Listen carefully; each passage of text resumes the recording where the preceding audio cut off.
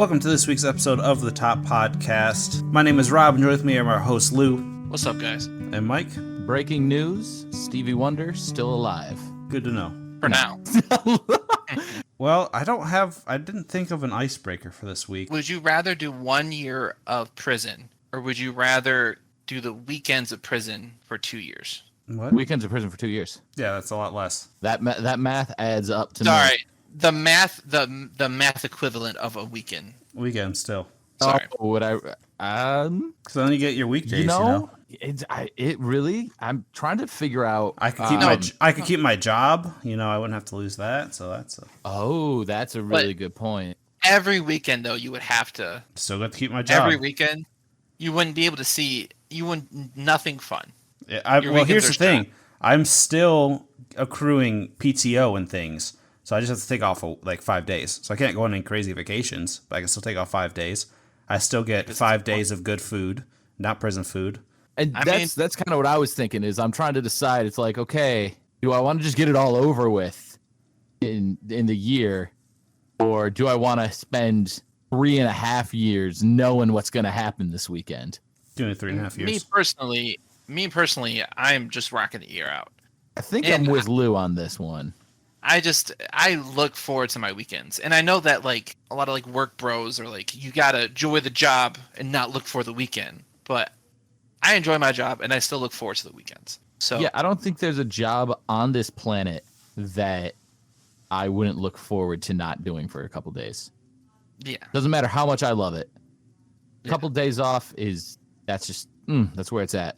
Especially when you don't expect it. Like snow days for me are so spiritual. It's such a spiritual moment. Yes. So good. Just like having to spend every single weekend. Also, could you imagine just walking into the prison every weekend?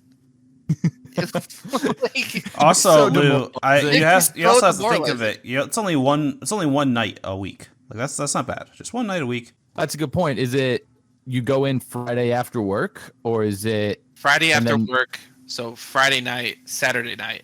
That's 2 weeks. That's still 2 nights though. It's not. I guess for me, it's having to like your weekends are shot. Yeah, but my life would be a lot more shot if I had to drop. If I had to drop everything for a year. First of all, I can kind of escape the question of why I'm gone on weekends. Not that then the whole world wouldn't have to figure out, oh, why is Rob not in the podcast anymore? Well, he's in prison because he finally snapped and did some heinous crime. No, I could still do all that. You can keep your life together. You have some anonymity of your whatever heinous crime you committed. You still make money, so you're not putting that burden on your family, especially if you have kids. That's going to be hard for them. You're going to miss a lot of time with them. You have PTO, so you can still get a week off if you want. You're just going to have to accrue them. And it's just, I think overall you're going to be for good behavior. And then, in general, you're going to enjoy much. You get those 5 days of you can be chill and relax and then, go work out on the weekends. So at no point did I say you had to do a heinous crime to go to prison. Just wanted to put that out there. Well, you have to be put in prison somehow. I don't know where your mindset is. This is just a scenario. Nope. My plan was tax evasion, but that's heinous. Heinous right there. This is just a scenario of, we'll say like you win $1 million if you survive or something. Then definitely give me the weekend. I feel like you're less likely to get piss off people if you're only there 2.5 days a week.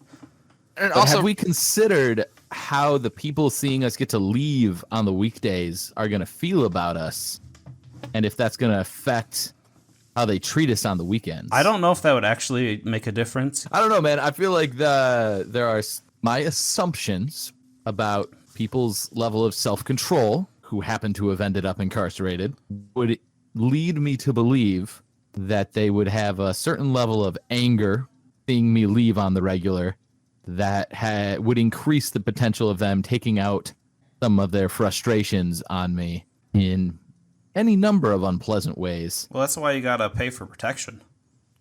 That's true. And you got the money to do it. Yeah, you got money to do it. And people will say that to the interviews I've watched, so, grain of salt, I don't know if Joe Rogan's the best source, but, he gets interesting interviews from prison mates. If they say, if you buy protection, you're going to be very lonely during your time, but they'll keep you safe. So if you're lonely for 2.5 days, then you still got, 4.5 days that you can be sociable and hang out with people. I prefer to be lonely for 2.5 days out of the week anyway. So that you guys are both making some good points. I just a couple things. Here's the thing though that we also haven't considered. Go for it. Is what if you get a delightful celly? You know, like what if Rob's in here on the weekends and he's all like, ha, ha, ha, I get to go home. You know, he's getting people ready to beat him up. But me and Lou are just chilling in our cell together, getting our year done. Like, good luck finding some person like Lou in the scenario. In the scenario, there is no. I did not say. I don't know how you want to edit that. You don't have to worry about that. Well, if we're going with that, then of course I'll take the 2 days, and it's a chill time. Well, if we're not going like high security, baddest the bad prisons, then that's going to be easy those 2.5 days. But you're just away from your family, and you're away from your family a whole freaking year. You're going to get so much more time, 4.5 days out of the week, than you will missing a whole year of the life, only be able to communicate through letters and the occasional visit. Think of that. Conjugal visits aren't actually a thing in prison, Lou. Oh, I'll take weekends. Okay. I'm okay. Rob is taking Rob Soldier. He's like squeezing a water bottle. This is easily the longest we've spent on any icebreaker. This is probably the longest we spent on any 3 icebreakers together. I will just say for my part, for the year, 1, I'm not going to be eating any fast food. I'm not going to be on any phone. I'm not going to be everything that is just a dopamine rush. I'm going to be away for a whole year. I'm going to be working out. I'm going to be working out very clean. The food is not going to be great, so most likely I'll probably lose a little bit of weight. And there's a chance that maybe I'll have some good community there. I'll join the church. Maybe I'll do some preaching, Bible stuff. I think that might be fun. I would be able to create a community versus only there for a weekend. You're also like under this pretense that I'm going to go, hey guys, my name's Rob, and I'm only here for 2.5 days a week. Nice to meet you. I think they'll notice personally. They have nothing else but to notice. There's nothing else you could do. They will notice you. If we're taking this as like a minimal security prison, then I don't think this, a lot of those things are out the door in general. So I don't even think it's that big of a deal if it's a minimal security prison for 2.5 days. But anyways, let us know what you would choose in the comments or on our socials. If this video gets 10,000 likes, Rob will spend the next 3.5 years weekending in prison. And Lou will spend the next year. Hey, I'm going to be ripped, I'll tell you that much. That's what you say. Then you just get sad, and then you're just sitting there all depressed, sitting on your cot, eating some prison snacks, I promise I won't be sitting on any cocks. Cot.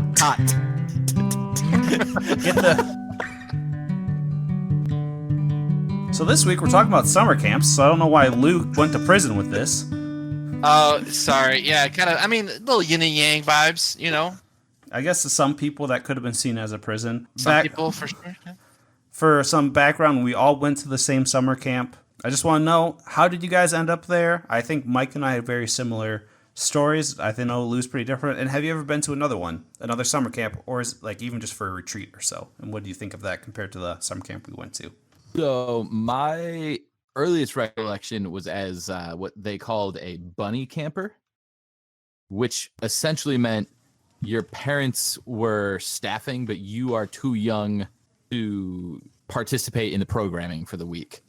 And so they would have a specific staff member whose job it was to just watch all those kids. And as a added bonus, I was friends with 2 different staff families, I guess.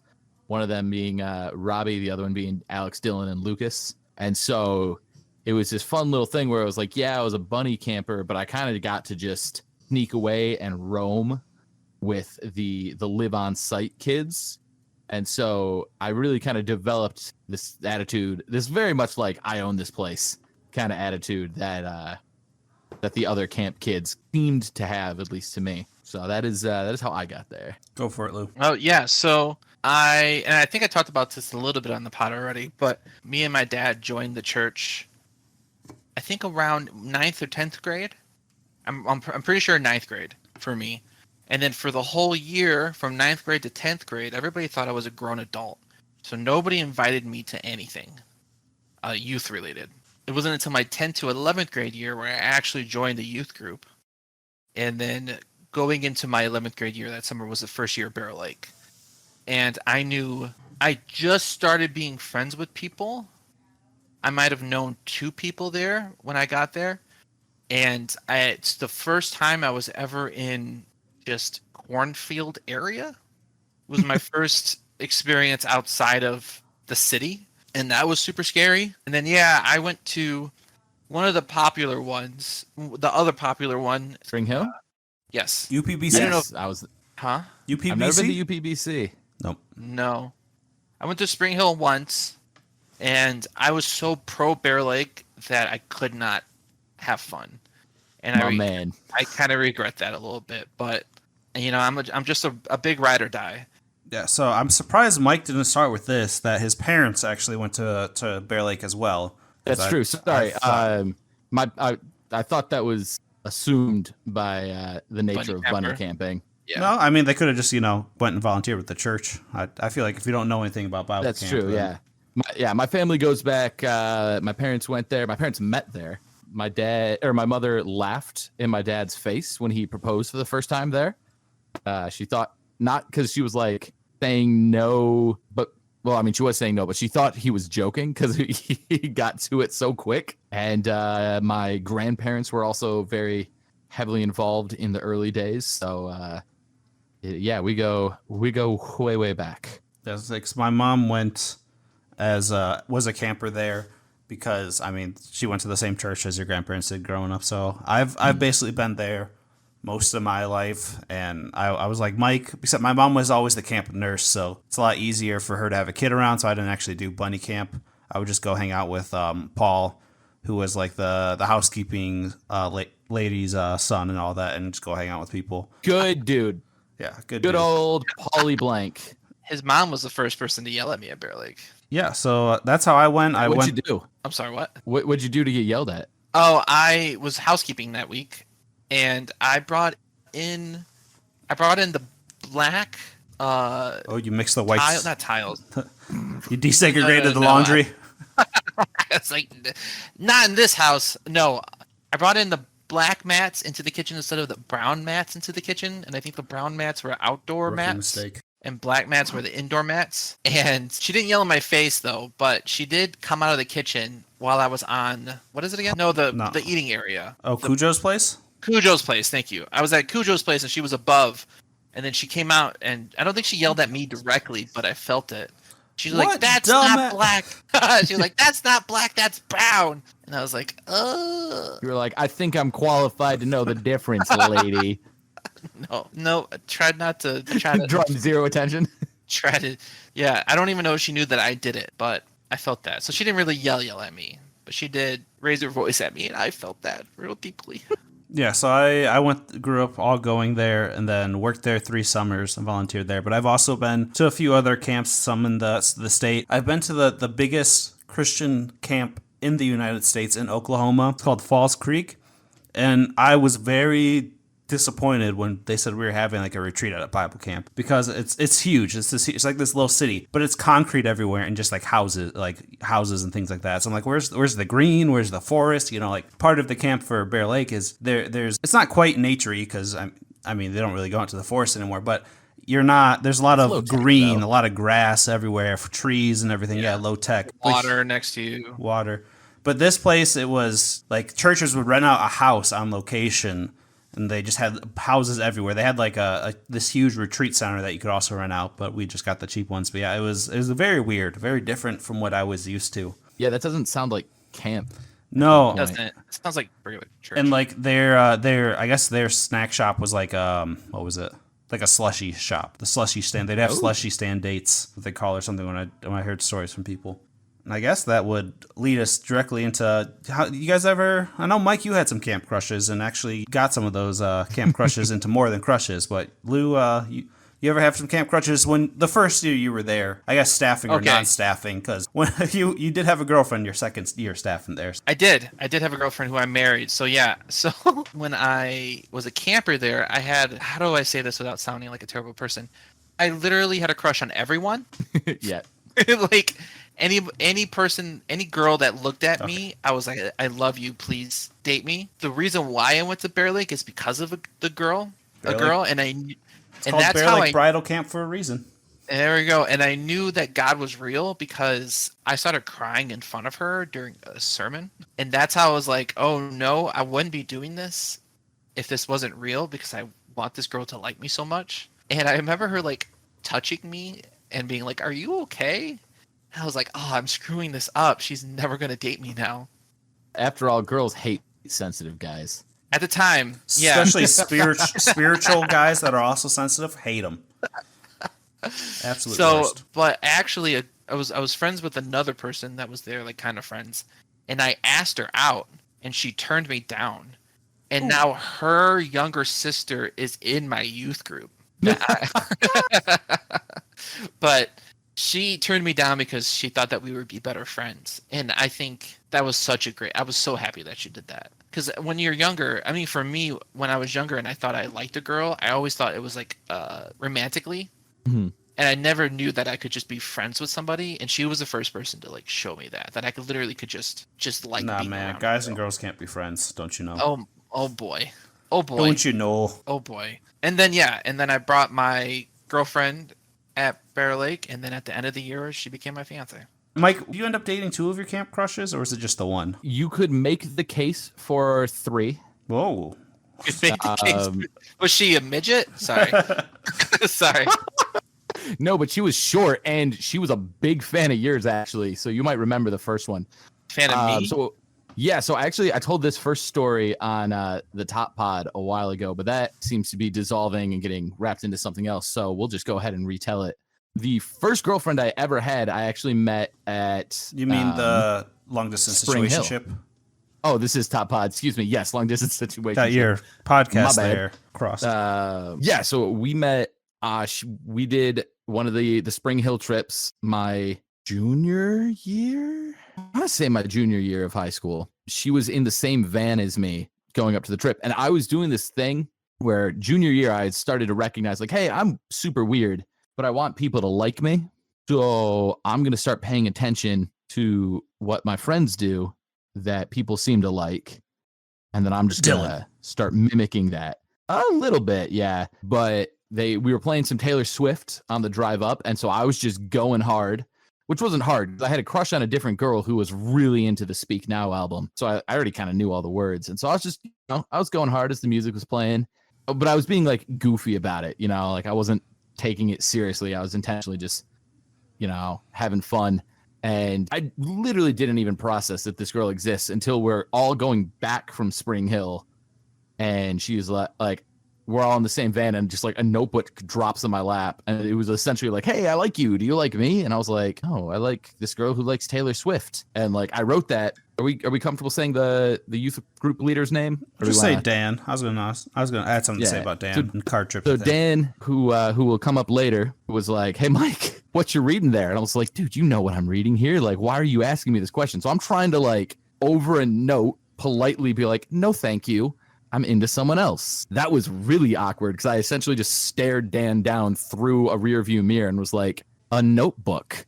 And then did everything I could to be like, Dan, trust me, I'm not doing anything that you need to worry about. I'm trying to like minimize the like discomfort of this girl. Then a couple months later, I was like, man, I'm never getting with this other girl. And this girl likes me and I want to date somebody. So I ended up asking her out. And so that was the first girl. So technically met her at camp, not Bear Lake. And then, yeah, the next 2 relationships, high school and freshman year of college, were also both girls I met actually at Bear Lake. Who is this girl? We can do off pot, but who is this girl that has a big fan of me? Ah, that's so funny. That's the girl who that's the girl who, yeah, that's the girl who I asked out and she turned me down. Yikes. Yeah. You dodged a bullet, trust me. Her sister's great. That's freaking hilarious. That is super funny. Small world.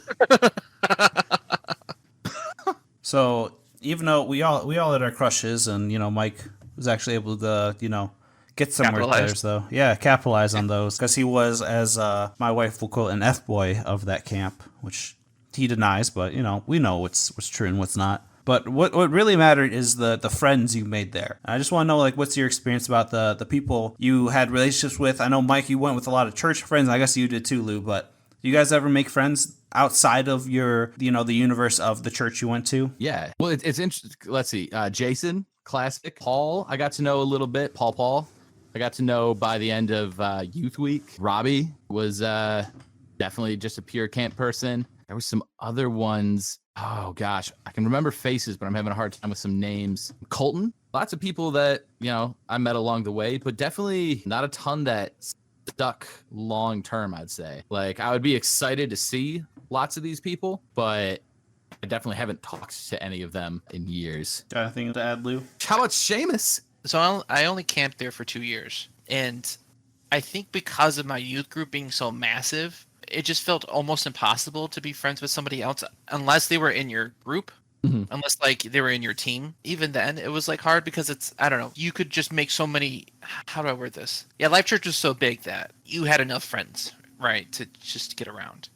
It wasn't until I started staffing is when I started making friends, and I noticed that I was starting to make friends with guys that were younger than me, and I thought that was like pretty cool because it felt kind of leadership-y, I guess. I don't know how to word it. I kind of felt like a mother hen in some sense. I like the idea of talking about when it comes to friendship and how deep a friendship could go that you meet at Bear Lake. Mm-hmm. I think distance has such a big play on friendship. I don't know how many friends you guys are with that there is a long distance between you guys. I mean, with Robert. All of them. Yeah, with Robert. Vast majority. Yeah. The vast majority, yeah. Twice? Yeah. Twice over. I was going to say, before long, both of us are going to be in that boat. Yeah. I think, especially at that age, being early 20s, distance, I think, is just the killer of relationships. Yeah. You guys both kind of probably read what I wrote in our show notes, and you're trying to kind of go off that. But I think one thing that's interesting at camp, for the most part, you're locked in with like these group of guys for a week. You're basically living with them. And maybe you divert for free time. I feel like the potential to have really deep friends is always there. And I went to camp, it'd be like, oh man, we're gonna be best friends. We're gonna message each other on Facebook, because that's what it was at the time. The big thing at the time, we had a CIT like group message thing and all that.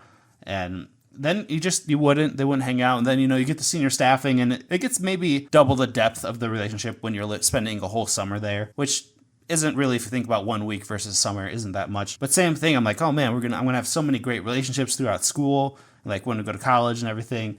And the only one that really stuck around would have been you, Lou. And I would say our friendship didn't really start to blossom until outside of that summer, because we realized how close we were together and we started hanging out. And even Mike will say he thought I was a camp acquaintance, like we had fun hanging out with each other at camp, but like high school, he'd see me and be like, oh, is he in town? I'm like, no, I live here. And we didn't really start hanging out until college youth group, and it was like aside from camp. So for me, I think, that distance is a killer, especially at that age. You're not as invested to check in, or, I guess they flounder out more, because I'm not sure I text my friends any more or less than I did before, but just like, I guess that foundation is built where we've been friends for, 6-7 years already, so that distance didn't tear it apart. But when you're only friends for 2 or 3 months max, it doesn't have the same foundation to stand on. Yeah, that's fair. I will say, though, I have such fond memories of the 100%. Relationships.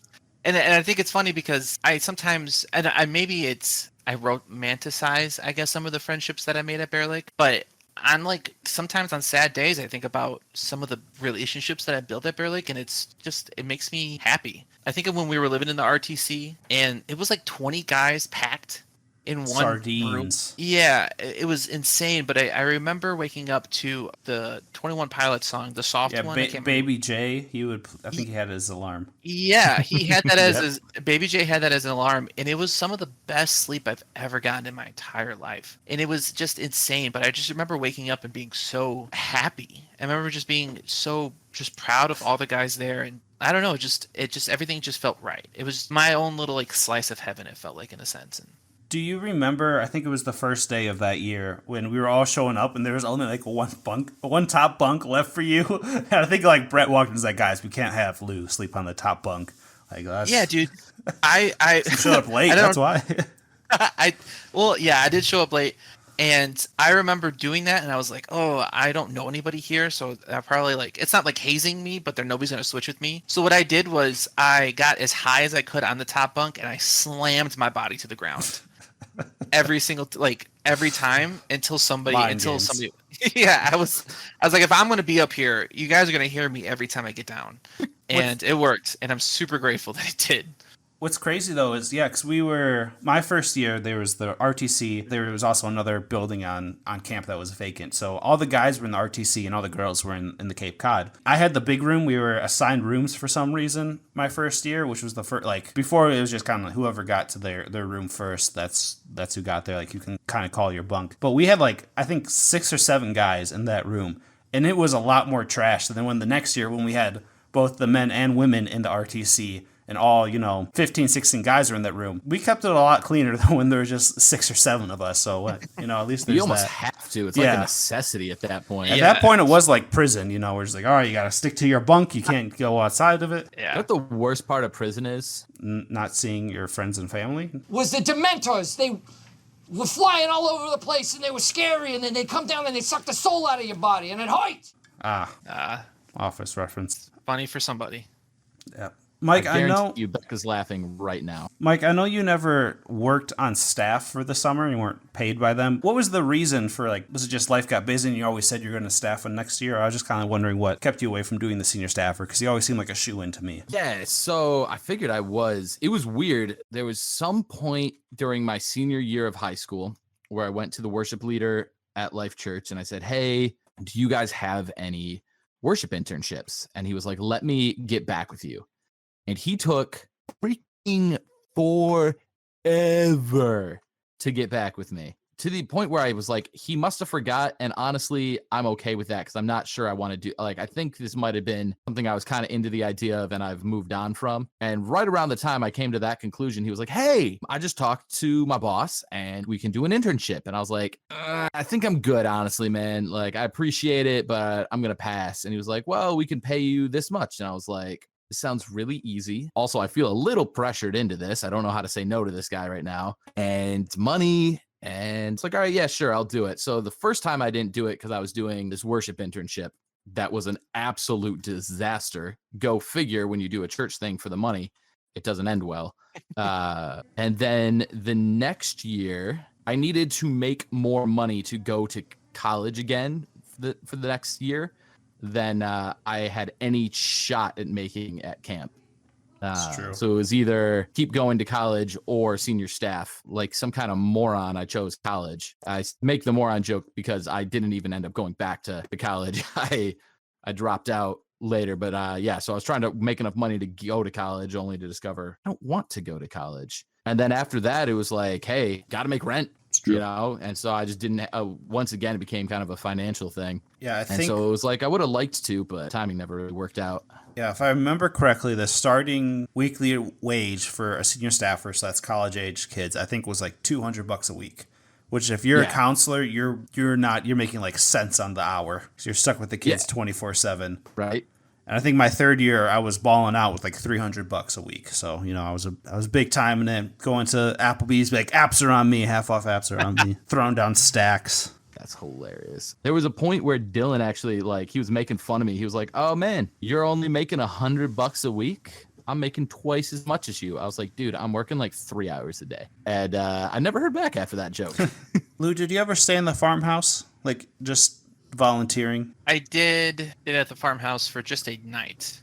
I did some sort of volunteer work for something. Mm-hmm. And if you don't bring my pro move, bring your wife if you want to volunteer on some things, because you'll get a better room. I never junior staffed or anything of that sort. So for junior staff, which I think now is just called high school staff, they would put all the people in this old farmhouse. And man, it's just thinking back at it, it's crazy that more trouble wasn't caused, because just all the hormones going on. And I don't envy the staff parents that had to go on, they had to basically try to shove a bunch of cats, or corral a bunch of cats, I think is the expression. Herding cats? Herding cats, yeah.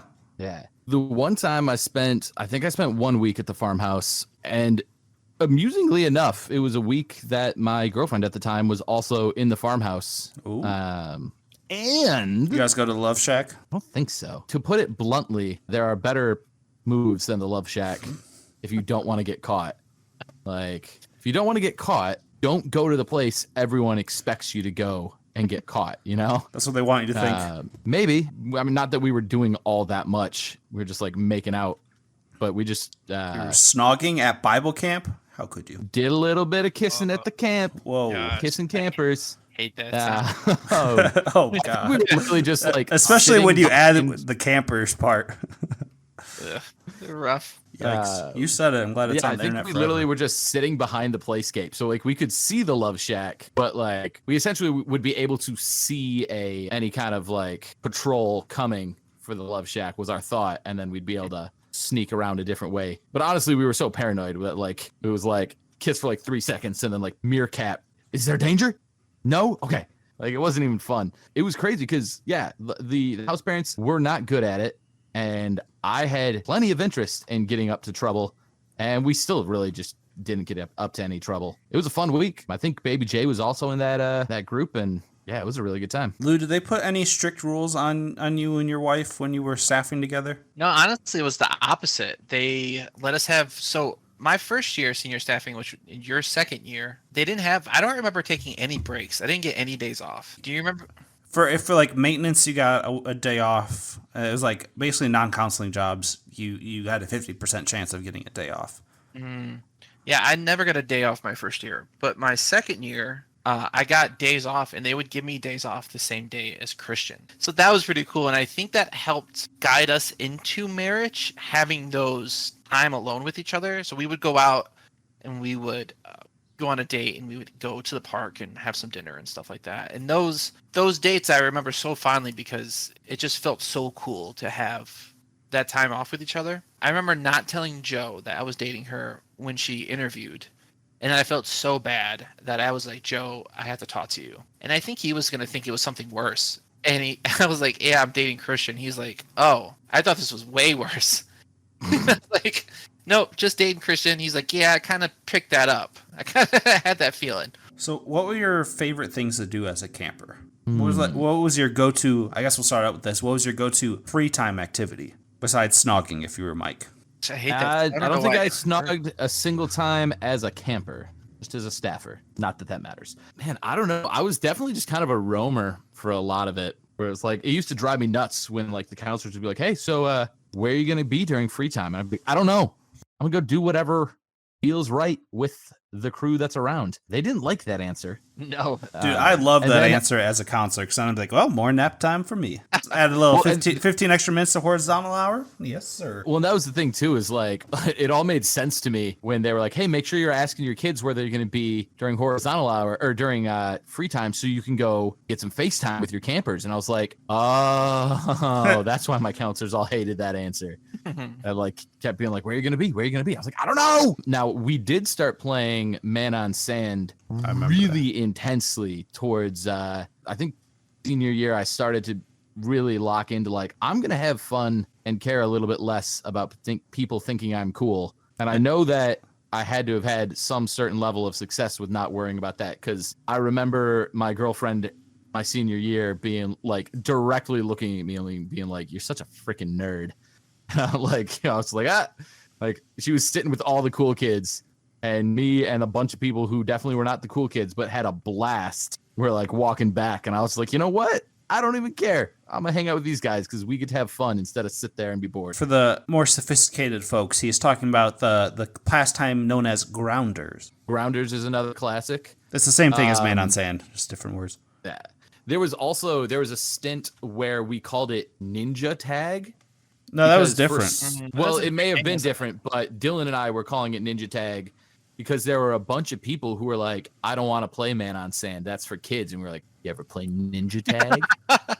And it worked, which I guess makes sense. It's such an immature reason not to want to play something that a stupid like rebrand like that. Like I was like, it's literally the same rules, but we call it Ninja Tag. And they were like, that's super cool. Yeah, because remember, Ninja Tag really blew up in high school for us. Is when you all stand in a circle, you know, jump back, and you had to hit someone's fingers, you know, like fingers in one fluid motion. Yeah, that was Ninja Tag. We just called that Ninja, though. I think it was just called Ninja. Maybe that's what I'm thinking of. But yeah. Yeah. Wires are crossing, who knows? That game was awesome, though. That game was fun.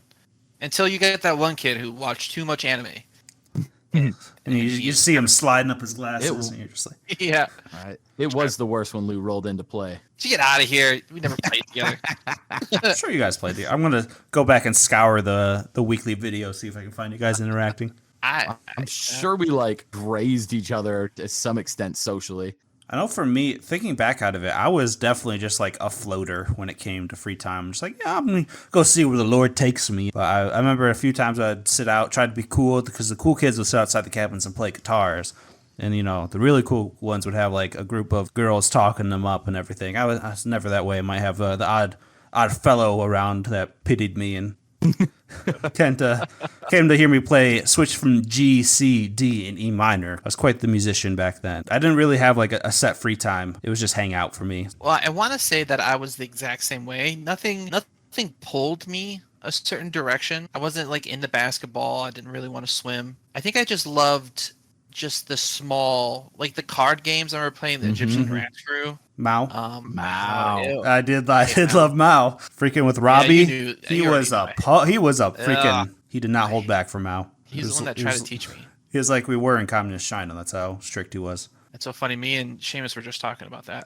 I think the beauty of Bear Lake is the community there, more or less. Like, 100%. you could tell you could tell that some people who were just there to play something. Like, I'm here to be in the pool as much as I can, and that's cool, But I think the key was to create the community. So. But one thing also that I love doing is I just like talking with the staff and like counselors. That even at a young age, I was always like Lou. You always hung out with people younger than you. I'd always gravitate to people like older than me. And so even at like back in the day, it was this the Snack Shack, which was probably nostalgia holding it up. That and the Coke machine are what's holding up the Snack Shack in my mind. But I love just going and sitting on the whatever that like log bench. It wasn't even a bench outside. I don't think you were supposed to technically sit on it, but everyone did sit on it, and it was just such a good time just chatting with people. I think at least volunteering, because when you volunteer, if you're like housekeeping, you go work in the Snack Shack. And I think you kind of lose that in the new Snort Shop. Snack Shirt Shop, as Bob dubbed it, the Snort Shop, and I think I'm the only person that still continues that. But shout out Bob. Oh, I didn't even know that was a thing. Shout out Bob. Did you guys, Lou, I don't know if this would apply to you. Did you guys go, or did you have the same cabin, like, regularly? Only CIT, except for the last year. Okay. Yeah, because for me, I basically, all of high school, I essentially had, it was like, we were locked into one cabin, which was great, because it was like the same, we had just one counselor who was the same every year, and then... Mr. B. Mr. B, baby. And then we had a rotating collection of other counselors, which was still super cool. Because of that, we had a tradition where like 2 or 3 nights in, it was called the hot seat. Mr. B would bring in an armchair, and we'd all go around and like spill the beans on who our camp crush was. And it was just like, it was brilliant. It was the smartest counseling move I've ever seen anyone pull. And I've seen some good ones. Essentially what would happen is we'd all go around and we'd say, hey, this is our camp crush. And then Mr. B knew who to watch out for.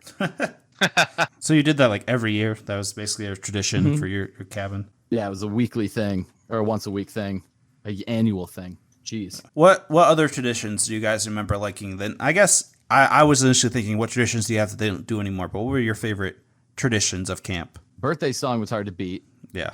Birthday song's pretty good. Yeah, I understand why they don't do it. But it's sad that they don't. I think I was standing next to Robbie in line, and this was back. There was this guy named Ron who used to work there. He was an older gentleman, and he's like, they were standing in line for a meal, and they were saying that he's like, yeah, because this is like this really depressing songs like sickness, dying, and despair, people dying everywhere. He's like, yeah, we used to sing something similar back to each other in Nam. We're just like, Ron, I'm like.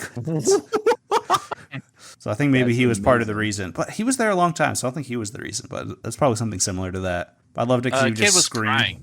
A kid like literally, I think a kid that never went to Bear Lake before. It was his birthday, and just straight tears. So that's why I kind of understand it, but it is sad. I loved, and we've talked about this before, I love wrestling camp or counselors in the pool. Oh, dude, that was the best. I miss that so much. It always felt like, nowadays it feels like a modern raid, like in a video game. It's like, all right, you go around to the left, I'll go to the right, you sweep the legs, and we'll try to get them out.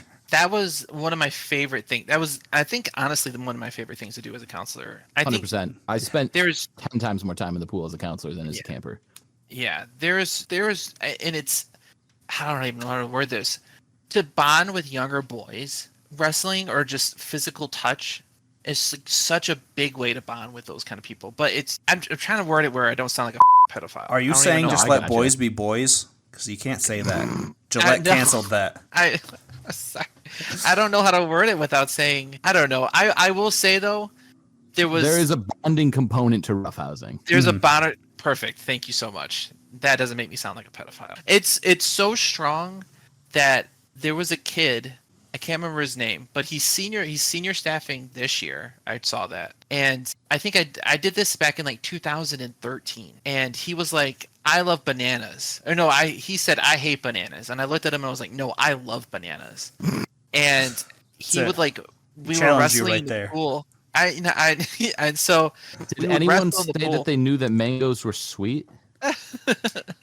What about papayas? Papayas? Nothing can beat. Papayas. Anyways, you and this kid 1v1 on Rust. Yes, me and this kid 1v1 on Rust. And I want to say 8 years later, he is a grown teenager, and he looked me dead in my face and he was like, I hate bananas. Just recalling. Yeah, and he saw me and he just remembered such a beautiful time. The ultimate callback right there. I would have been like, what are you talking about? Could you imagine? It's a kid, I don't even know you. That's true. I don't even remember like any of my juniors campers. The one time they forced me to do it. But, things had to be ruined. They're sin in the world. Sad day. I also love the fort. That was way past your time, Lou. By the time you probably knew what the fort was, you just knew it as a chicken coop. As a kid, they had this wooden fort, obviously, that they built out. But then, like, counselors would always make up stories and, like, it's this ancient fort that the traders used to go to, and it was such BS. But I loved it as a kid, and I definitely understand now why, as a counselor, you would not want to be sleeping in a wooden fort. And then they would always have this huge bonfire in the middle, and it's just like, man, that's one crazy ember away from being a tragedy. Yep. Yikes. And a barbecue going. Dude, I as a camper, hated sleeping in the fort. But back then, like, the cabins didn't have AC, so like it wasn't, for me, it was just like, oh, and this is fun. We're outside, you can hear nature. And like I said, in my imagination, it was like that trader settlement, and so it was always something more fun than just wooden planks and wooden cots. That's fair. Cots. It was interesting. Enunciate that for what? The first year we did the fort, they had set up a tent because they had like high enough volume that it was like not everybody could sleep in the fort. And so we got stuck in the tent, and it was weird because our entire cabin was like, yes, we get to sleep in the tent. That's going to be so much better than the fort. And me and Dylan were like, man, screw this. Like, I mean, it was just like it was basically just a bunch of bunks with, Yeah, it was a large A-frame tent. Like it wasn't like you were camping in tents. It was like just a big tent that encompassed us. It was just a room with, anyway, it rained like crazy. Also, me and Dylan got stuck on bottom bunks, which we were really upset about as young campers. Oh, that's true. I always wanted the top. Now it's always bottom. Subsequently, though, we didn't get rained on. And so everyone who was all hyped about about sleeping in the fort or the tent instead of the fort were miserable because they were soaking wet. And me and Dylan were like, yeah, man, that was actually a really good night's sleep. I kind of liked that. And then the next year, we were really upset that we were ending up in the fort, and everyone else was really upset that everyone else was like, okay, yeah, like it completely switched. And I remember waking up and like, I think I had to use the bathroom or something. And I got up and I turned and I lost my sense of position to the point where I did it like, there was the side of the bed where there was nothing. And then there's the side of the bed where there was nothing. And then there was the foot of the bed where there was nothing. And it was all encased with wooden planks that were all very same-ish. It was pitch black. And it took me what felt like forever to figure out where the head of the bed was so I could lay back down. Like, I thought I had legitimately lost my bed. Like, it had been split in half and I was just on a square instead of a mattress. And it was terrifying. I didn't want to wake everybody up calling for help. So I just kept... Help! Which way is my pillow? One side, turning 90 degrees, trying another side, freaking out, losing my sense of position, and then restarting, and just it was terrible. It was like the Lieutenant Surge puzzle. But yeah, not a big tent fan. Yeah, and I always remember we'd always have pillow fights at the fort too. That was always fun. Then you had that one punk that had a Tempur-Pedic pillow, and I felt like you were just getting clocked with a rock. For real, you don't need a gun for home defense. Just get yourself a Tempur-Pedic pillow and a pillowcase so you can get a good wind up at it. More serious note, I think I was kind of surprised, Lou, you didn't bring this up. Maybe because we're talking about like pastors and that out, but Cry Night was always a big one. I kind of wish I had something similar now. I forgot about that. They hated it when we called it that. I think looking back, Cry Night was more special, not like looking back at it than it was in the moment, because I was kind of like closed off. But especially as like a counselor, like just seeing the kids affected at this visual representation of what God did for them was just so cool. Mm-hmm. Yeah, it's interesting. I was thinking about this, like the spiritual element of camp, because it was a Bible camp. I was looking back on it, and I'm curious to a certain extent if there was some potential more harm than help. Because my thing was I always went to camp expecting and getting that spiritual high, baby. Like a spiritual high. Yeah, like in the veins. Like it was like I love the skin slap. Legitimately, like it was like nothing else. You couldn't match that experience anywhere. Like even like and it was this thing where like we'd be like, okay, you know, we're going back to church. We're gonna stick with this thing. We're gonna like the whole cabin would like make a pact that like we weren't gonna lose this every year, and every year. Never happened. And it literally leaves me wondering if sometimes I have a hard time feeling like I'm doing quote the right thing when I'm trying to connect with God, because I can never have that same experience. I can never find it. And it's like, for example, some of my family members, they own a percentage of a cow, which is this thing you can do to get raw milk. Like you can't have raw, like truly unpasteurized milk unless you own the cow. It's some or you go to Michigan State University. Or that. I didn't know about that one. Yeah, that's why their ice cream's so good, because they can use those are the university cows. Okay. What a weird little fact. I had friends that went there, and they always made sure to take me to get ice cream whenever I visited them. My mom got some from someone else in my family, and she offered me some, and she was like, "Dude," she didn't say "dude." She was like, "Hey, it's like you should try it. It's like drinking a milkshake." And I straight turned her down. I was like, "I have no interest in trying that whatsoever." She was like, "Why not?" I was like, "Because I can't afford that. Like, I'm not going to go buy a percentage of a cow, and it's going to ruin regular milk for me. Like, I'm never going to be able to go back." And I'm curious if maybe that spiritual high really kind of messed with my head going forward in trying to like have an understanding of whether I'm quote doing it right, you know, because it's all, I'm always like, well, I'm not where I think I should be, because I'm not experiencing essentially being high, but on a like, I don't know. Does that make any sense? Yeah, I can see it. I Lou, you can take over after this, but like I think the problem with it, and kind of what I was alluding to, is it's such a physical representation of what God does for you, and it's meant to be that way. So that's why I think for me, looking back at it, I actually enjoyed it more as a counselor, because you could see like how it was changing people's lives. And the problem is like you only get that dose for what is it, like 2 hours? That is hard. That like I guess some of it even Cry Night, but just like the week in general and the time there, especially like worship, no matter what week it was, like worship for Teen Classic. But I guess you had that at Life Church every week, so I shouldn't complain. Yeah, there. It was never the same. No, but even a lot of the times it was the same people. Mm-hmm. I think maybe in a sinful fallen world, the argument could be made that it does more than good. But I think kind of what Lou said, that like Bear Lake was his taste of heaven. When you have people there all centered around praising God and, you know, working for God when you're staffing there, I think that's probably as close as we're going to get to like what the kingdom of heaven's going to be like, and as like spiritually united with one goal to go out and share the gospel and make people feel loved. And yeah, there is that high, you know, people they talk about getting drunk on the Spirit in the Bible, you know, and that's, you know, if you're charismatic, that means a whole different thing than if you're Baptist. But like there's that sense, and there is this almost intoxication to it. And I don't think that's a bad thing. I just think being gone from it so long made realize like almost how much we miss it.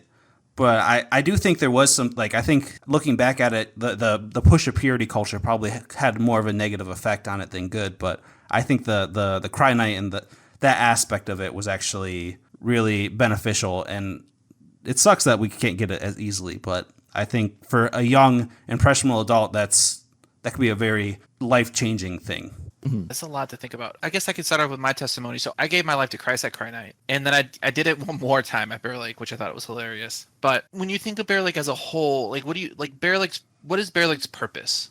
What is Bear Lake trying to do? Why is Bear Lake be a launching pad? Are we saying Bear Lake or are we saying camp? We've said it and we've talked about it enough. I've just said camp in general for a general broad topic. Gotcha. Camp.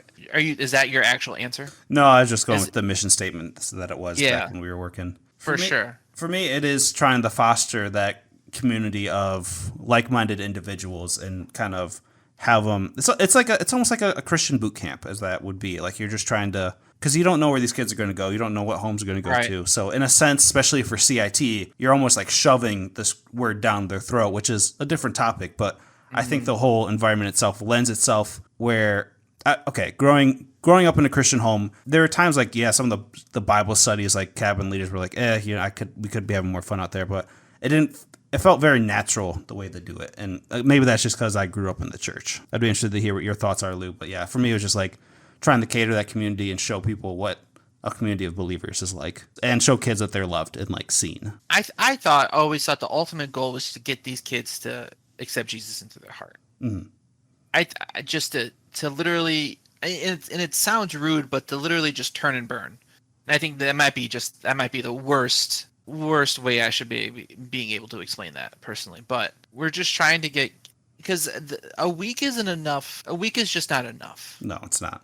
It's just not, right? And we always learned that whole idea of just like planting the seed. But you're not going to be able to see the seed grow. But the idea is that we could at least just plant the seed and then just believe that Jesus will take care of the rest. Cry Night for me is just like, I feel like it's a little fast foody. Mm-hmm. I think you're trying to get it as fast as possible. So that straight injection of... Just straight ejection. And I think that's what a lot of people need to break down the barriers that they've created themselves or was created for the community around them. Because a lot of people have a lot of terrible views on what religion is and what God is. And I think Cry Night really tears down. Cry Night has it's not Baptist, or it's not, you know what I'm saying? Like, it's not... It's spiritual. It's just spiritual. There's no... I want to believe there's no religion connected to it. It is just you trying to just commune with God. And I think that just helps out a lot of people. When it comes to... I do wish when I was younger, I do wish somebody would tell me this is going to end. Mm-hmm. This is not going to be like forever. It reminds me of when I was baptized. I had an adult tell me that your life was going to change forever. Oh my gosh. And liar.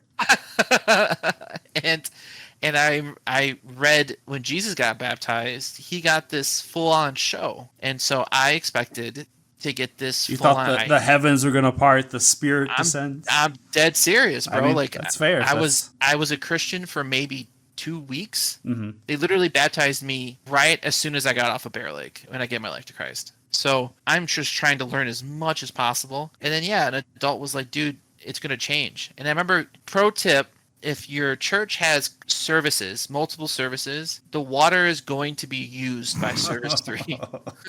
They do not change the water. Or at least my church didn't. I remember there being hair. I remember the water being a little mucky. And sheen on it. Yeah, it's, just people didn't shower before baptism, right? So... So nasty. You gotta. It was. I got baptized in a lake, so like, whole different set of concerns there. Yeah, at least there's like an ecosystem that kind of filters stuff out. But I remember coming up, and I remember just being kind of icky and cold. There was no. God didn't talk to me.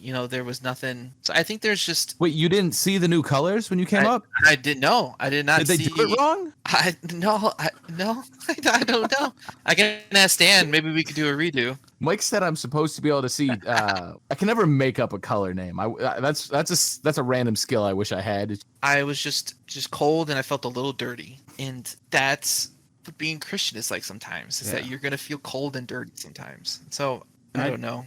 Yeah, and I do think it is, like I said, it is a spiritual boot camp. I do think that is something as a community as a whole could work on, is like, oh yeah, you just sent your kids to this camp, but then like parents don't do anything to kind of like nurture what they learned there, because the kid's is not going to take the initiative. I don't know where whose job would be like, hey, maybe it's somewhat the counselor is like writing a letter like, hey, just wondering like how it is, maybe like a month or two later. It's like, have you found a church? You know, what's going on?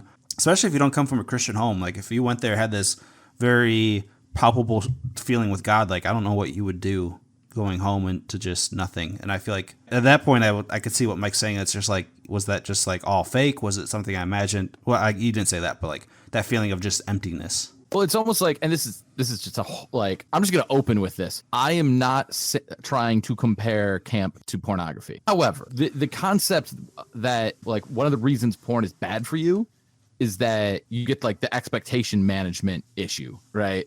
And I almost feel like sometimes camp in general could have that effect spiritually, where it's like the goals I set myself and the standard that I'm trying to reach is one that I could only ever reach when I'm basically injecting myself with Holy Spirit heroin, you know? Let's go. Like, it's just like, I can't get, I've never in my life. Yeah. You know, first hit's free, but you know, you're just chasing it forever. And it's like, I really think, I don't think camp is a bad thing, but I think that element of camp could really use some retooling, and that there could be a bigger emphasis, because I feel like they started to do that on my way out. They started to have conversations with kids about like, hey, you know, how can you carry this into your life? You know, how can you make camp not just like a couple weeks? How do you make one camp a 1 week experience more than one?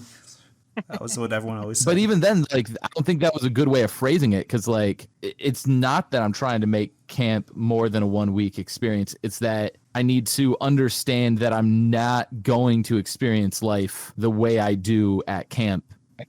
That's what I'm saying. You know, and like, so like I agree with you there. And Cry Night, I wasn't trying to take a shot at Cry Night specifically, but or even take a shot at camp in general. But I think that Bible camp has that potential, if misunderstood, to really actually kind of screw you up a little bit. You almost need like one person to be like, hey guys, it's going to be different. Like it's not going to be the same, but that's okay. Yeah. Or like to understand that what you should be, like you shouldn't be searching for that level of like high as like, this is the standard, you know?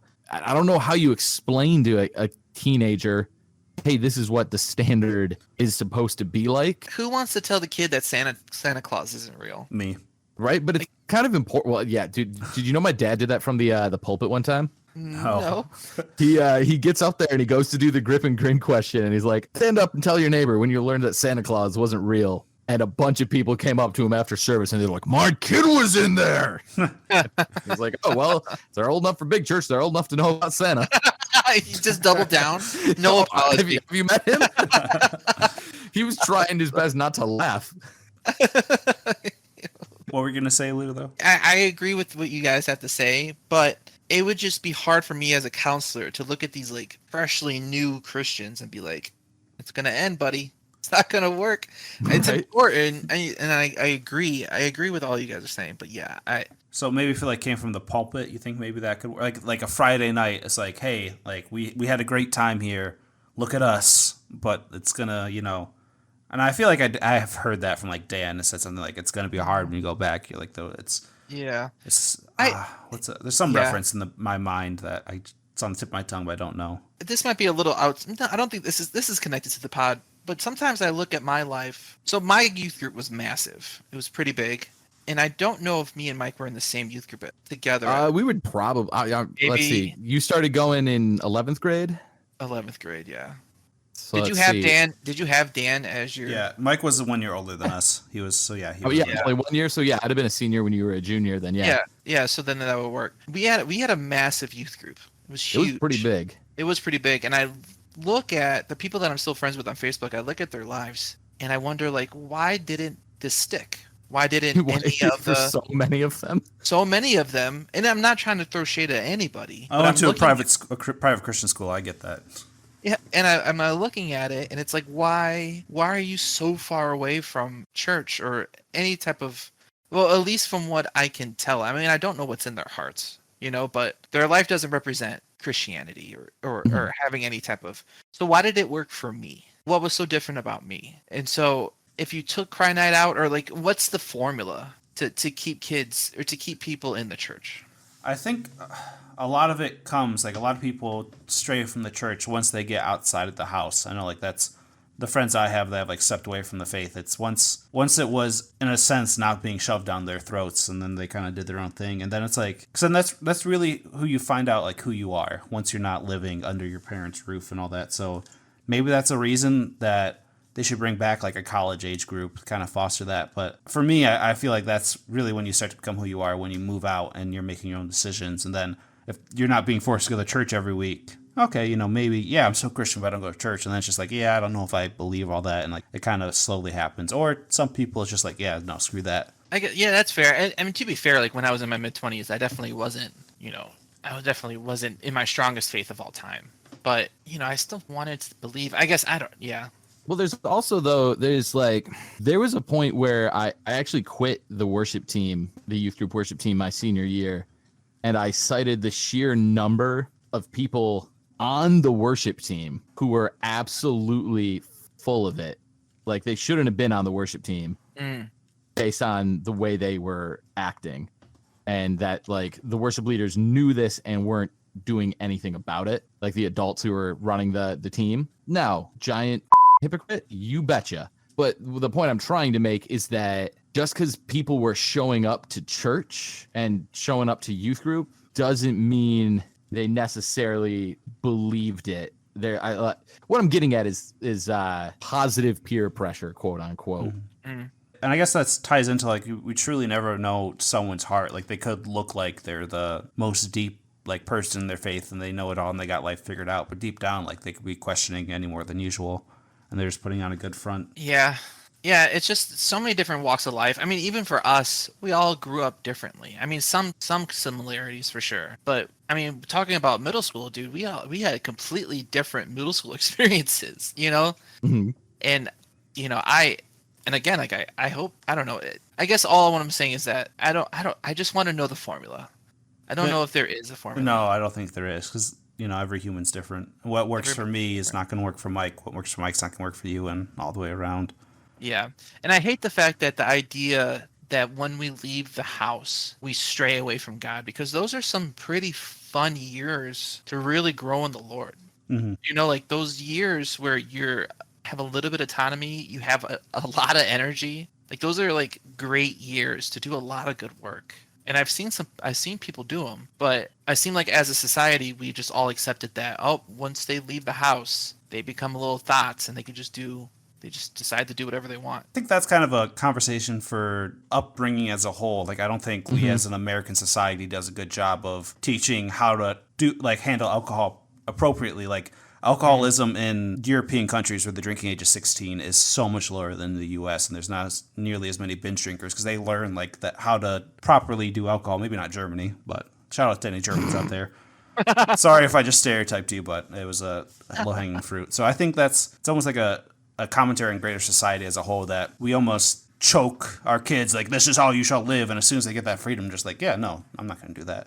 And I've noticed that with one of my buddies. He was the strictest home out of all of us when we went to school, and he always said he was a Christian and all that, but he's also now strayed the furthest away because he's like, yeah, my parents aren't here to helicopter over me, so I'm just gonna do what I want. Yeah, I think that's like when you were saying that the one person who now has strayed the far, Lou was saying has strayed the farthest, and that like it really blew his mind, because I think there's the element that like I know for me, like I had no choice about going to church or not. It was made very clear. There was no question about it. If you live here, you go to church. And so to a certain extent, I wasn't necessarily choosing to go. Even if I would have chosen to go, it wasn't a choice I was making. It was a choice that was made for me. And it was a place where I was under enormous pressure to, what's the word I'm looking for?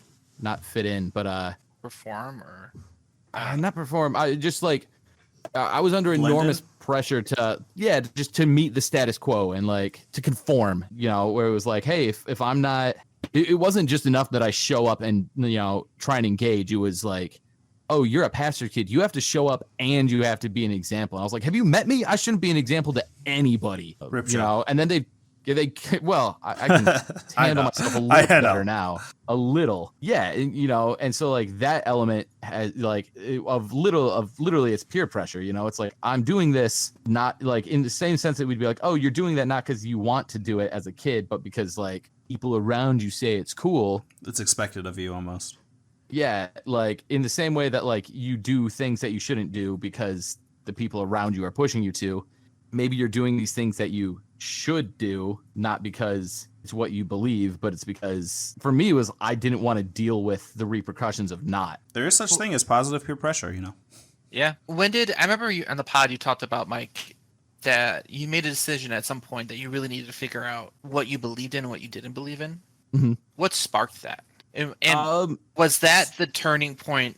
When did you make your faith your own? I guess is the deeper. Yes, so there was definitely a point where I realized. So it wasn't a factor of belief for me. It was that I think in the early 2000s specifically, church was very much built around being a feeler versus a thinker, right? And I'm a thinker. I'm not a feeler. Like, it's not that I don't have emotion, but like that's not my primary driving factor. And so like I remember, I'm not gonna say who, but there was a person, and I don't think they were bragging.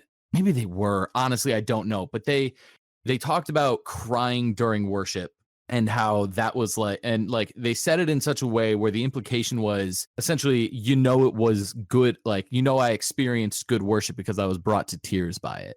I ain't never been brought to tears by worship. It's not going to happen. That backtracking doesn't do it for you. Whole nother story. But no, it does not either. It essentially felt like everything that the church was saying was how you were supposed to measure whether or not you were, quote, properly interacting with God was only applicable if you were a feeler. And so it got to the point where I essentially went, okay, either I've been doing it wrong this whole time, even though I'm doing everything I can to do what they're telling me, or God's just not real. So I'm out. Like, I'm done trying to, done either trying and failing. Like, if I can't do it, I can't do it. Or I'm done wasting my effort on something that doesn't exist. It was like, these are the only possibilities I can see based on what I am under the impression I've been taught. And I've ran that by my dad since, and he definitely could word it better than I can, but he was like, yeah, I think that, my take on it was actually pretty fair. So like, it definitely isn't just young, early 20s, late teens Michael being angsty, which is always a valid concern. And so I walked away. The problem is God's real, and if you want to like try and examine reality in any capacity and be philosophically consistent, you're going to run into that issue really quickly. And so I moved back from Kalamazoo right before I turned 22, I believe.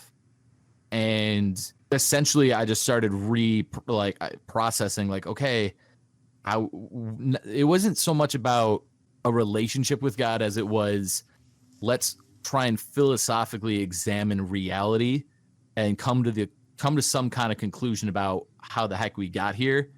And the only reasonable conclusion I reached was God has to exist for us to, like, it is very much a we are, therefore God has to have been first.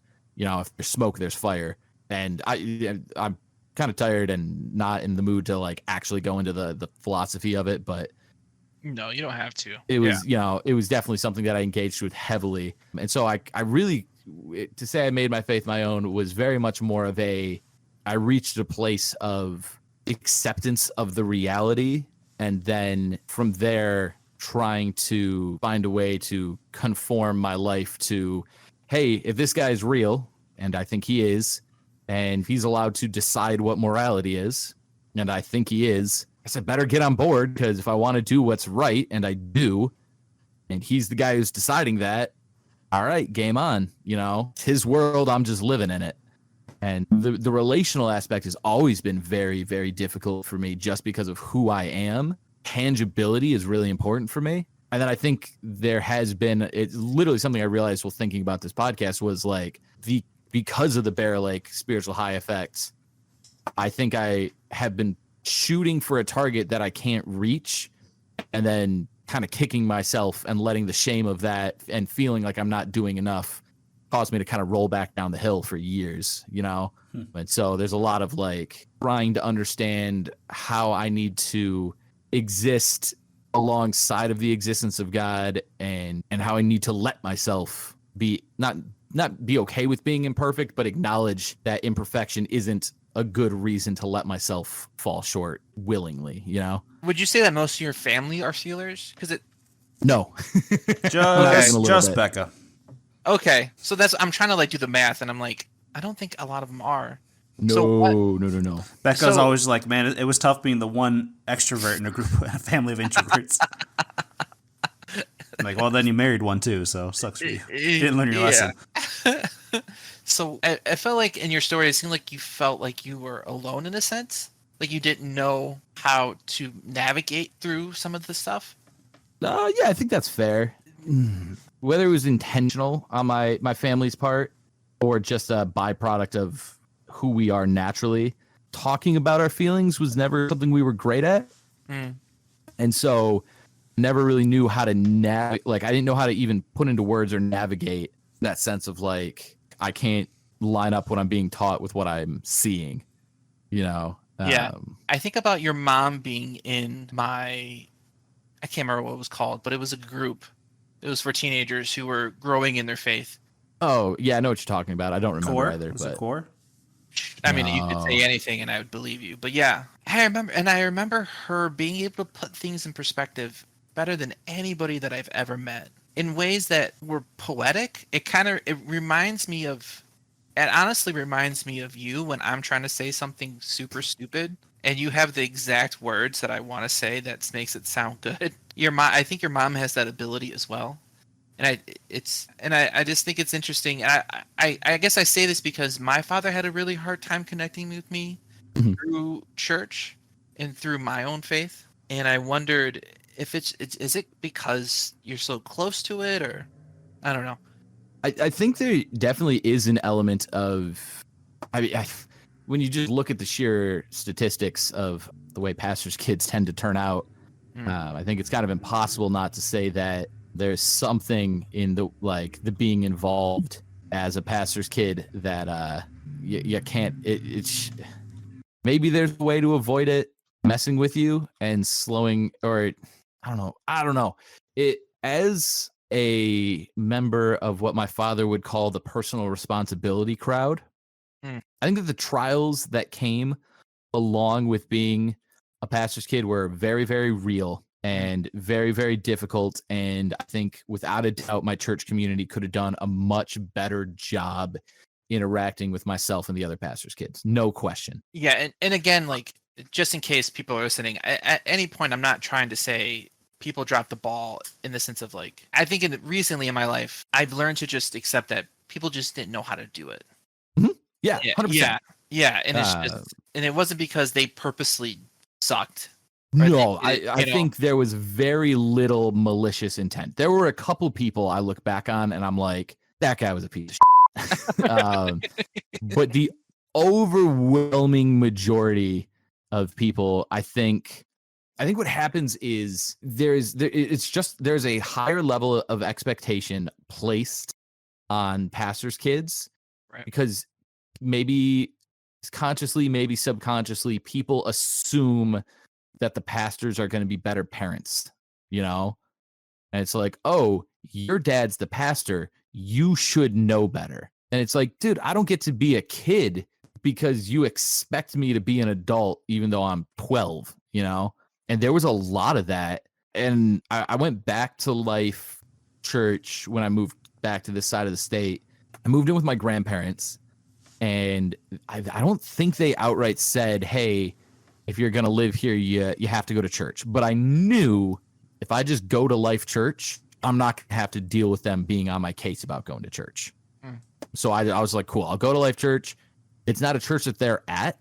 So like the rule was you had to go to one service in my parents' house. And it was like, I was constantly playing this game of like, can I convince them I was in service, even though I just kind of hung out the whole day? And sometimes I was successful and sometimes I wasn't. I didn't have to play that game with my grandparents. Right. They were at a whole different church. But I can remember Lee. Lee was one of the leaders in... shout out Lee. Oh my gosh, dude. For real. Shout out Lee. Lee was one of the two leaders. I don't know. I don't know if I know. Integrate. Integrate. Thank you. The college age group.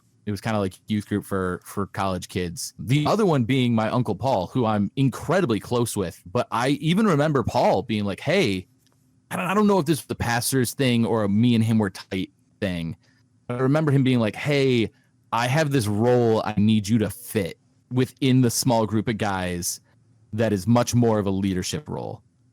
And I remember being like, I got no business being in this role. Like, I am not equipped for this. And I remember kind of expressing the idea to Lee of like how crippling it can feel to have to deal with the expectations that are just hoisted on you because of your parents. And I remember her putting a stop to it. Like, I wasn't asking her to. She was just like, hey, we are going to let this kid just be a kid, even though I was 22, 23. Like, that was the first time I experienced someone being like, no, screw that. He doesn't have to be a leader or a role model for like the other people his age who are trying to learn. Let him just show up and exist and be his own person. And I'm forever grateful to Lee for that moment. So but the heck was the question? Expectations and like how, if your family are all thinkers as well, how would you like? It's crazy that you felt so alone, and felt. Oh yeah. Well, and it was weird because it's like my parents were thinkers, but the prevailing philosophy of the church as a whole was very built around being feelers. And my dad's boss, I think, ultimately was more.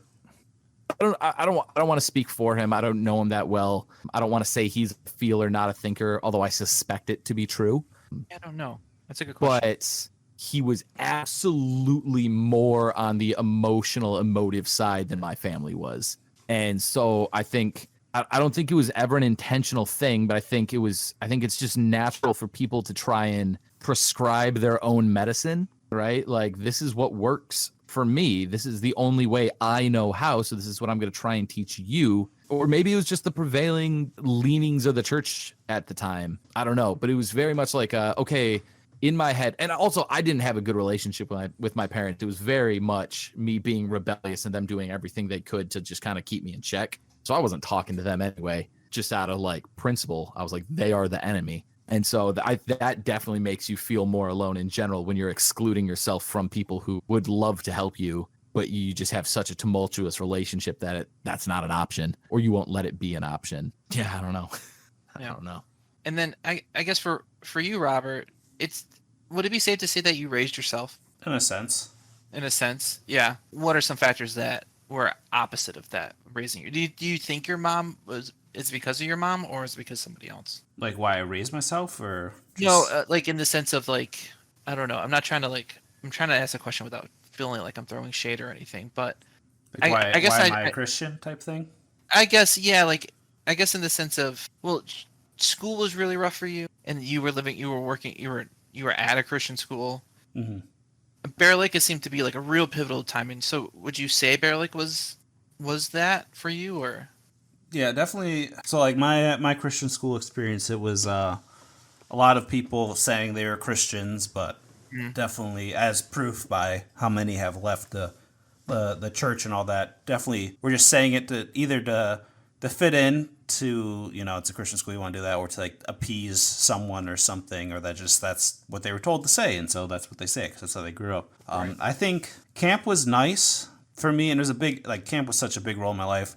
And it was nice because my mom worked a lot to try to give me the life, like the best life she could. And as a kid, I didn't understand that. And I think that's part of growing up, is Mike said it, that most people are just trying their best, but they don't do it might not come off that way to a kid or something. And I think that's part of growing up, is just like, hey, and Lou, I know you've said that about your dad. Just like, I know you tried your best. It might have been not good to me, but like, I appreciate that you did your best. And so she was always working to send me to as many weeks of camp as possible. I think your 9th grade year, you could line it up where you could go like to 4 weeks of camp in the summer. So that was and I know Mike, talking with your family, like you only got one camp paid for, right? And then you had the pay for the other one or something like that. That is not my recollection. Oh. I went to CIT and Teen Classic pretty regularly. So that's what Becca said, but Maybe they changed the They rules. might have changed it up at some point. I don't know. Yeah. But that rings no bells, and I definitely didn't pay for any weeks of camp. I can tell you that much. Or like did chores or something for it. Like they had to work for it. Either way.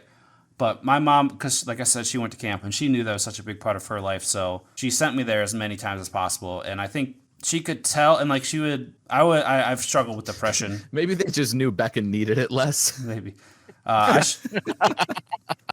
I struggled with depression most of my life, and I know there's a few times where my mom would like see pictures of me or come visit at camp. She's like, "Man, you look happy." Like, and some of that was getting away because I didn't go. No one in my school or church went to Bear Lake. Maybe there was 1 or 2 years I convinced someone else to come, but for the most part, it was like I was separated from them, so it was almost like I don't know if it was my true self because I don't think I might argue that I still am figuring out who I am truly underneath, but I definitely have a much fuller grasp and realization of it that high school me had no idea, no clue about anything. And so I think I could be more free of like who I was deep down. So that was a big thing for me in camp when doing that and coming to Christianity. I was definitely raised Christian. I was like 5 or 6 when I was a kid, said the prayer and everything. I don't know if I have a time in my life where I'd say like, oh, this is when this like month or so is when I made my faith my own.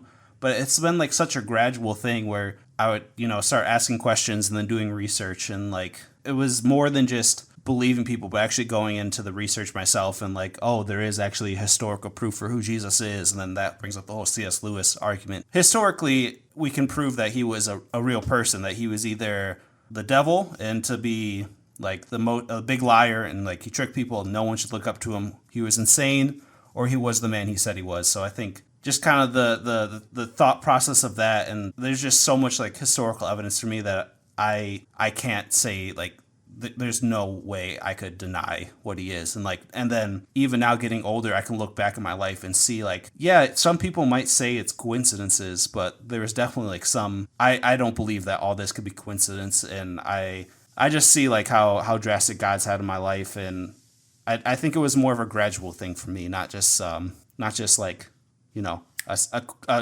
like you come out of the baptism water, I didn't change. It was a gradual progression for me. That's how I've gotten to where I am now in my faith. Very cool. How about you, Lou? What was it like? Because you're the only one here that wasn't raised in the church. What was it like becoming a Christian? I guess your parents became a Christian right like a year or so before you did. Yeah, so I guess a little backstory. So my dad, growing up, was in a youth group ran by the head pastor of the church that we went to now. So yeah, so he was in that youth group. And so my dad was a rock star or want to be a rock star. He was in a band. The band split. He got my aunt pregnant, and he had he wanted to completely 180 his life because he wanted to be a good father to this child that he was bringing to the world. And I hold on. Sorry. Help me out for a minute. Yeah. When you say your dad got your aunt pregnant? I can see why that's an issue. Yeah. So I can see that being an issue. So I knew the dynamics, so I kind of put it together. But yeah. Yeah. When you say aunt, is that aunt in the sense of like a close female role model? No. My father was not actually my father. I didn't know my father. Right. I'm trying. Yeah. So all my close friends know this, and so sometimes I think I'm just literally talking to you guys and not just a whole group of people.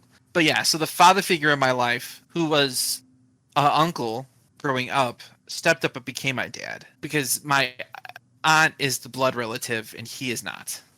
Gotcha. Is that good? Yep. No, I'm tracking. Okay. No. I honestly I forget all the time that Jason isn't your blood father. Like, yeah, I mean, I'm African American, so it's insane. You guys literally, I was always like, wow, Jason must have like married the most like quintessentially black woman of all time. Yeah. Also, it's so funny that the only way, the way that you explained having a kid is through marriage, but definitely not. Hey, it's hard to get pregnant, don't you know? Or so I'm told.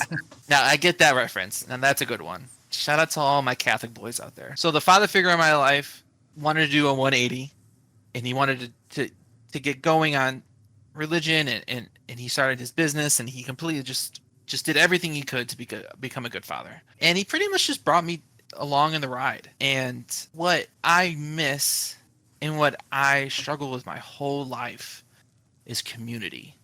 Just a healthy community. And that's what church did for me. And literally, it's so funny that I'm so different than you guys in the sense of feeling and thinking. I am 100% a feeler. And so none of it mattered to me. I could have been in the biggest cult camp in my life. But because everybody was so nice to me, except for the guy who smacked my butt, I would have been. I would have been Taco John. He was the guy that wore the taco suit, right? He did wear the taco suit. What the taco dance. Taco John. I literally have there's a picture of me with him eating his taco suit. Whoa. Yeah, I know. Shout out to that. So I'm just so grateful that it was a Christian camp and all the theological stuff was straight because it didn't matter. None of it mattered to me at the time. It is only as I get older as I'm actually studying the Bible is when, some of this back end stuff is coming together. But boy, I was just so desperate to have just community that I was sold. And I had my own personal feeling. Like I felt something. Like I think God needed to make me feel things. And it wasn't just in Cry Night. It was that whole week and feelings that I still feel now and that I'm super grateful for. I do think it's crazy how God speaks to us in ways that like each of us needs to hear or feel. Mm-hmm. Like for Mike and I, it's a more logical way, but for you, it's through feeling. And one thing I just want to say is like one reason I think Christianity, it's not the reason why I believe Christianity, but one thing that I think is a major pull for Christianity, and something I would have said, is like it's the only religion where your own works don't dictate like where you end up. Because man, like because of almost like Paul, he's like, because of the law, I know how much of a broken human I am. It's like because of the Bible and God and like revealing my sin, like I know no matter what, I wouldn't be able to live up to whatever objective truth or objective good there is in the universe. If I had to go my day praying that I was good enough, I would struggle so much more with depression than I do right now. And like God's given me kind of he hasn't, obviously it's a mental thing, so it's not like he cured me, but it's like I'm doing a lot better now than I have historically in my life. And man, I just don't know how people can live under the thought of like, hope I didn't think one swear word today, and now damnation awaits me. So For real, did I look at that girl's ankle? Damn it! Sorry, damn me.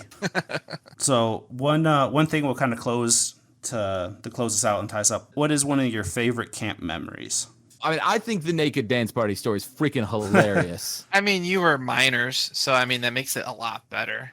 I will say that. So when you think of quintessential camp moments, you think the naked dance party is it? Dance party? Actually, I think the naked dance party was a freaking classic. Surprised you didn't do the Fight Club funny with the mattress pads. I feel like I did do the Fight Club. I feel like I got forced in with the other guy who didn't want it. No! Wait, oh my goodness. I unlocked something. Rushing back. You did. So it was me and Jared. What a crazy guy. Yeah, he was. I say his name compulsively because there were two Jareds. Yeah. And so we distinguished them by last name. They put us in the ring, and somehow I got dude in an armbar. And they had to call the fight because I bent his arm to like such an extreme angle that Dylan was like, it has gone too far. And Jared refused to tap. Psycho. I love that guy. Yeah, he just like, that man had no quit in him. Like, I've never encountered determination like that in my life. He was gonna let me break his arm. I had no idea how effective an armbar was, and I just like happened to grab his arm, and people were like, "Oh, he's an armbar pull," and I was like, "Okay." He was full on gonna let me just pop his arm before he quit. Yeah, dude, that was wild. Yeah. Most people don't brand themselves when they're teenagers. So yeah, he sure did. Makes sense. That's one of your favorite times when you put a kid in an armbar? No, not one of my favorite times. Okay. But Rob was like, I'm surprised you didn't do the Fight Club. And I was like, oh my goodness, actually. Definitely not a favorite time, but it was a wild experience. Same week, Dylan and either Peter or Colton sit me down. They're like, hey man, we need to talk to you. And like, they pull me down from lunch. It's just the three of us below the dining hall. and they like grab 2 chairs and like they're sitting at like looking at me like intervention style, and they're like, "We know what you did last night." Now, the important fact to understand in the story is I went to bed, got up, peed in the restrooms, came back, and went to sleep. I was very confused. And they stayed on this like, hey, we know you did this. Don't lie to us. Admit it. To the point I started to wonder if I had been like rubbing one out in my sleep, because they were implying that they caught me in the middle of the night shaking hands with the president, and I knew for a fact that hadn't happened, but like it just went for so long that I was like losing my mind, and they just were cracking up. I was like, you guys suck. It was a killer practical joke. Like I was like, that was well done, guys. They're like, could you imagine if we had just cracked and been like, okay, fine. And as someone who interprets teasing as love, that was a classic. It's his love language. I enjoyed a lot of good camp breaks. Yeah. For some reason, that one has always stuck with me. First great camp experience is when I gave my life to Christ, and I looked up at the stars, and the stars, because I grew up in Detroit, light pollution. I didn't even know what light pollution was. Because of camp, because there's no light pollution, you were able to There's no stars in Detroit. in California, but California. Yeah. I know, but I had to make it. Yeah. Oh, right, yeah. And I have a comedian that talks about stars, and I think it's hilarious, but it just really just opens your mind up to like what life is, and it's just absolutely beautiful. And I just remember feeling like I was high after Cry Night, coming in and looking at the stars. It was an experience that I probably will never experience again, but something that is just I think about. It's not like a foundation in my faith, because I feel like it's not a great one, but it's such a nice nugget, such a cherry on top to my faith, is having that thought. Being a senior staff with my wife is very introverted, and when I senior staffed with her, I just did not walk her through what camp life is about. And she was in a camp full of bunch of extroverts, and she almost left. She almost left me at camp. And Dang. so I didn't know that. Well, it's fair because we joke about this all the time, but we got there and they were like, "All right, what's your rap name?" And Christian's like, "What's my rap name? I don't even Rizzler. I don't even rap. I don't know how to rap." She thought like we were gonna start rapping. She had like perform in front of everybody. She's like, I don't even know what I'm doing. And so I remember I was doing garbage, and I saw her on a tractor, and I saw her she just had so much fun. And I just remember being like, oh, this is what camp is. This is what camp is about sometimes. Just accepting everybody and everybody finding who they truly are. And for her, like, it isn't showboating in front of like a bunch of kids. It's like helping out and driving scary tractors. I think at camp is the first time where I understood like, oh, we need extroverts and introverts. We need both. Like we need thinkers and feelers. And yeah, camp does a really good job with that. Totally different direction. Go for it. Man, the flying squirrel was the I don't know what you're talking about. Oh, dude, it was the best. They took it Early down 2000s. after my very first year of juniors. Like I was one of the last people to get to go on it. And essentially you get hooked into a harness. It was where that clearing of trees was, like that all the weddings happened. They basically had this like pulley system rigged up in the trees where you would run and your entire cabin would hold onto the rope. And as you get to the edge of the, like essentially the cliff, they would pull back and you would run off the hill and just shoot up into the air. So and unsafe. That's why they got rid of it. Same with the BMX but course. like, yeah, right. Which, that's a whole nother story. But I've like, out of all the crazy bungee high rope style things I've done in my life, pound for pound, that is one of the closest moments to flying I've ever experienced. It was incredible. I would love to do something similar again. It was timed so well that it just felt like I took off, not like I was being lifted by a harness, and then you just got to swing back and forth essentially like you were on the swings out over the lake, and it was incredible. For me, most of mine come from staffing, but one of my favorite memories, I think it was like 2008, was the first year they introduced the Gaga Ball pit. And it was like packed, like shoulder to shoulder. The whole place was almost packed, and it was just a madhouse, and it was so much fun. Still got a scar on my thumb from that year, from chipping a rock, trying to hit the ball. Winning a Gaga Ball was almost impossible. It was like winning like battle royales. Like if it was back nowadays, I'd be posting my story like winner, winner, chicken dinner. Like it literally was like you make top 5 and you got bragging rights for the night. Yeah, I think my Gaga Ball is the 9 square. 9 square was also 9 good. Square too. I love 9 square, and I remember spending so much time in 9 square. And I remember Mitch coming and be like, "Bro, try hard." He's my cousin. I'll say it. He's a try hard. like, bro, go away. But yeah, shout out to Mitch. Nothing worse than the tall, lanky, skinny guy who plays volleyball. Oh yeah, that tracks. I was always a fan of the tetherball. Yeah, I was undefeated one summer in tetherball. Oh, wow. Nice. There was one time I did paintball as like an activity, like end of middle school. So I was like, I got hit an obscene amount of times. I don't remember the number anymore, but I remember being like, I got hit easily more than any 2 people during this game. But there was a point where Sam, older sister of Andrew, she popped out of nowhere and launched a paintball at me, and it hit me in the neck. And I like snapped, like it hit me in such a way that like I basically snapped so that like it hit me in the right side of the neck. My head bent over so that my right ear was touching my right shoulder, and it didn't break. And so I reached into this divot where I essentially caught a paintball with my neck, pulled it out, and shot it back at her. And it hit it like it was like, technically speaking, if you want to get legalese on it, I was out and the shot didn't count. And she tried really hard, but everyone was like, nope, rule of cool applies here. That was amazing. Sam, you're out. I remember like they used to attempt night paintball, and the first time they did it, I thought it was going to be the coolest thing ever. But then your visor just gets all like foggy and everything. It's just like, well, this isn't fun. Yeah, nobody's going to be able to see. That sounds terrible. For one time, I think it was definitely during juniors. And they used to, I think maybe it was coincide with the fort, but they would take all the juniors down to Deer Valley with all the fireflies. And I just remember being blown away. And if you still go down there in June, it is just a valley full of fireflies. And it's beautiful.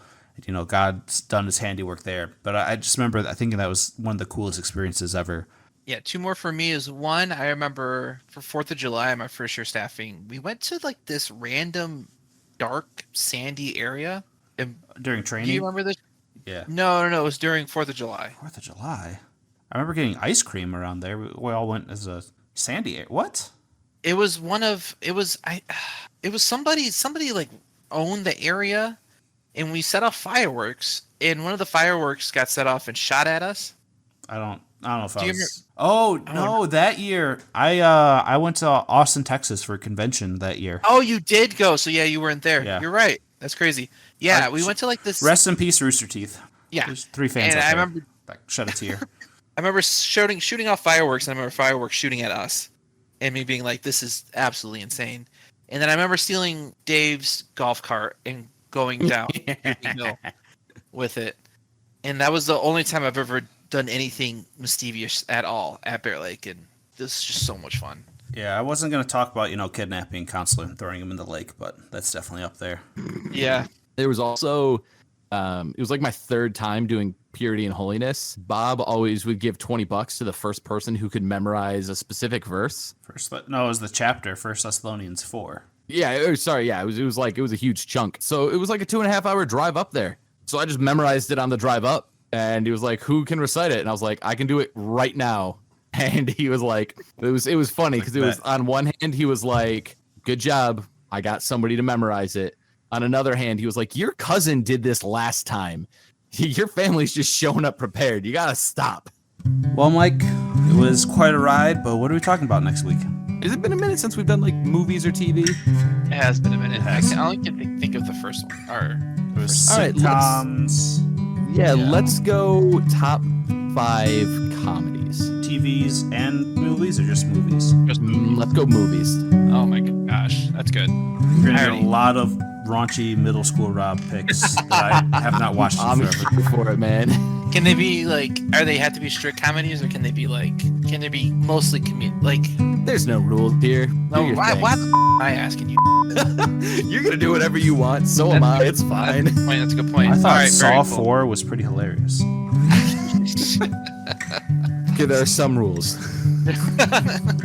Well, if you guys made it this far in the episode, we appreciate you guys. And we would love to hear from you. You can join us on a Discord. That's the best way to interact with us. We'd love to talk about you about our random side hobbies. There's so many channels there that Lucian gets lost every week trying to find the voice chat channel. Maybe one day he realizes if he just scrolls all the way down, it'll be right there. But don't tell him. Let him figure that out on his own.